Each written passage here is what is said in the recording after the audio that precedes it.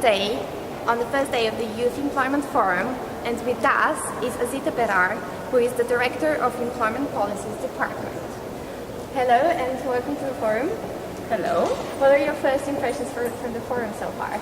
It started very well. I think that just in the opening session all the issues came up, and the difficulty, the challenge, that it's a universal challenge, that it affects all regions, and that why the situation is difficult, but also there are many creative vibes and creative solutions around the world, and the youth wanting to engage. Can you tell us a little bit more about the work of the International Labour Organization on youth employment? Yes, we are working in many aspects of promoting youth employment. Because organization, as you know, ILO is a tripartite organization, and we are trying to sensitize them on the policies that work, approaches that can work, that can make a difference, and the need especially to put this challenge of youth employment on top of the policy agenda. That's the first step. Once you have decided that this is a serious matter, that we need to address it, then the solutions and the problems are very context specific. So you can analyze in each country, in each locality, what are the major constraints, but what are also the opportunities for youth employment, and try to work it out that way. But also, since we have the global knowledge base on youth policies and youth programs, we try to analyze the best practices. We try to put people in touch with each other, to learn from each other, to exchange, to analyze what works under what conditions, what are the good practices that are emerging from Asia. They cannot be transferable immediately to Africa, but there are some good ideas that can be tried elsewhere. So I think that is one important thing. There are things that can be done. It's not a fatality, but it has to become top of the policy agenda, and not just in words, but in actual deeds, in actual investment, in actual allocation of budgets. Nowadays, many young people are caught in a constant circle of unpaid internships. What is the International Labour Organization doing to face that problem?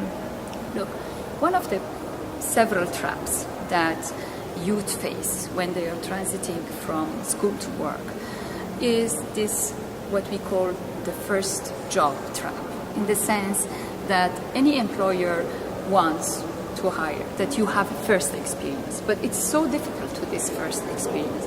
So internships are there to build your experience in order you are becoming more attractive, more employable by employers, but it's not to replace a job. It's not a job, so it can't be an alternative to jobs over the long term. You do once, you do twice, but this is not really access to job. This is to build your experience. This is to enrich your CV, and it should be taken and limited to that. We are also encouraging that these, whenever possible, these are paid internships. I think that's very important, but can't go on for a cycle of from one internship to another and no job at the end. Internship is to build this, your first experience or experiences, and I think that it should be limited to that. Many countries have policies on youth employment, and they encourage private sector employers to get more young people on board. Can you give some examples? Well, there are several approaches to that. One of the problems that youth face is that the skills they have learned, their diplomas, they find that the employers are not very attracted to them, and they say that we want soft skills, or we want core skills, or we need to test them. Okay, so there comes in public policy. There are very structured mechanisms in Germany, in Denmark, in Ireland, in Switzerland, where we are, where employers, workers, and governments get together. So there are tripartite councils, and who look at what jobs, what skills are needed, and how we can bring in young people. There are several schemes where governments subsidize or reduce the charges on employers to hire young people.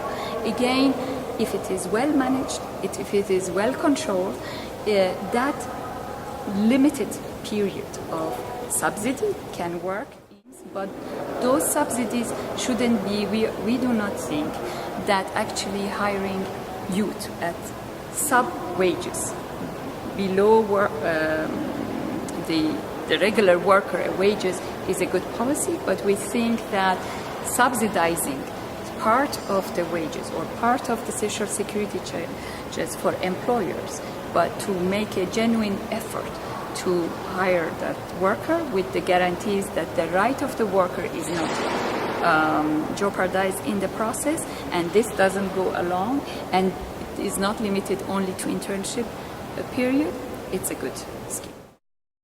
Okay. According to the director of the Employment Policy Department, Azita Berar, good practices around the world are in place. The question is, how can we implement them across borders?